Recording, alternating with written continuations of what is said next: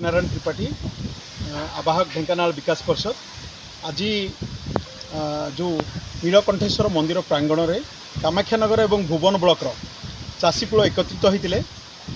आम जो एकत्रित हबार गोटे मूल कारण हूँ ओडिशा रे आज जो आलू समस्या देखा ओडिशार आलू समस्या को दूरीकरण करने ये जो ब्राह्मणी अववेग जो उर्वर मृत्तिका रही विनियोग करके आलू चाष को बढ़ा जा पार एवं चाषीकूल को संगठित करा जाई सरकारी साहाय्य जहाँ अच्छी नहीं आगू को बढ़ी एवं ओडिशार आलू संकट को